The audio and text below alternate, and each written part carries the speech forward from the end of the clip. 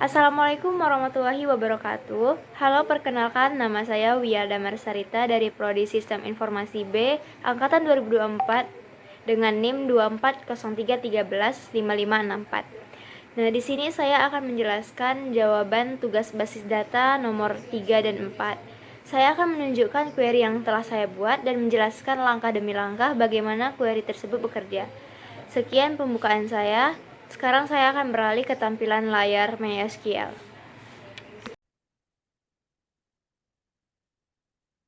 Nah, sebelum kita menjelaskan query-nya, saya akan menunjukkan struktur tabel dan beberapa data contoh supaya hasil query-nya itu nanti mengerti.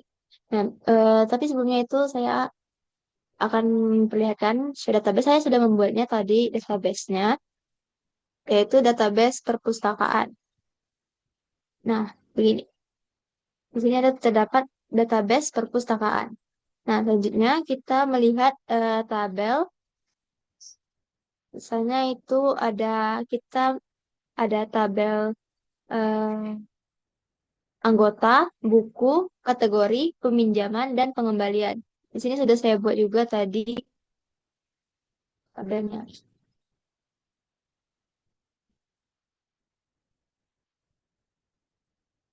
Nah, ini.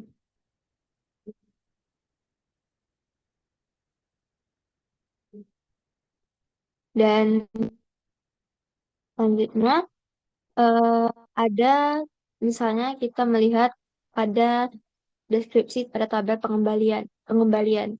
Nah, di sini ada terdapat beberapa field, yaitu ID pengembalian, lalu ID peminjaman, tanggal kembali, dan denda. Ini salah satu contoh dari beberapa tabel ya, guys. Nah, selanjutnya pada nomor 3 itu kita akan diminta untuk menampilkan data pengembalian lengkap, yaitu ada kode pengembalian, ya, guys. Ada kode pengembalian, tanggal kembali, kode pinjam, jatuh tempo, nama anggota, judul buku, pengarang, nama kategori, dan denda. Nah, untuk itu saya membuat satu query yang menggabungkan join tabel-tabel yang relevan pada tabel di sini. Nah, di sini, nah ini sudah saya buat tadi. Untuk di bagian, nah bagian select ini kita menentukan kolom-kolom yang diminta oleh soal. Misalnya itu pada pengembalian titik ID underscore pengembalian. Nah itu untuk menampilkan kode pengembalian dan tanggal kembali untuk tanggal saat buku dikembalikan. Nah dan seterusnya. Untuk from, kita memakai from pengembalian karena informasi utama soal itu berkaitan dengan pengembalian. Dan pada join, yang pertama itu ada join peminjaman, on pengembalian. Nah, di sini kita menghubungkan pengembalian dengan data peminjaman supaya kita bisa ambil ID peminjaman dan jatuh temponya, tanggal jatuh temponya. Dan pada join anggota ini, itu kita dapat mendapatkan nama anggota. Untuk mendapatkan nama anggota.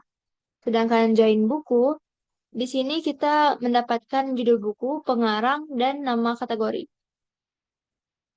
Nah, di hasil ini, pada kolom ID pengembalian itu menunjukkan ID pengembalian. Tanggal kembali menunjukkan kapan buku dikembalikan, dan terus jatuh tempo adalah batas waktu pengembalian, dan denda adalah nilai denda jika ada. Nah, jika ada baris dengan denda lebih besar dari nol, berarti pengembalian terlambat dan dikenakan denda. Dari sini ya, guys. Nah, untuk di nomor 4 Di sini pada soal kita diminta untuk daftar anggota yang tidak terkena denda dan bukan anggota yang meminjam buku berjudul pemrograman web dengan PHP. Nah, jadi di sini ada dua kondisi. Kondisi yang pertama, denda sama dengan nol. Dan yang kedua, anggota tersebut tidak pernah meminjam buku tersebut. Nah, sebelumnya itu saya sudah membuatnya. Saya pakai command line.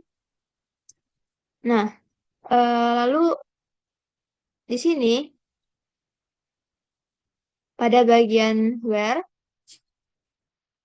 pengembalian denda itu kita memastikan kita hanya mengambil anggota yang pada catatan pengembalian tidak dikenakan denda. Nah, sedangkan kita pakai not in yang ini. Nah, itu subquery yang dimana untuk mengecualikan anggota yang pernah meminjam buku berjudul pemrograman web dengan PHP. Subquery di dalam select peminjaman titik ID anggota dan where buku titik judul buku pemrograman web dengan PHP. Sini. Nah, itu tuh menghasilkan daftar ID anggota yang pernah meminjam buku tersebut. Nah, dengan not in ini kita mengatakan ambil anggota yang ID anggotanya tidak ada di daftar tersebut.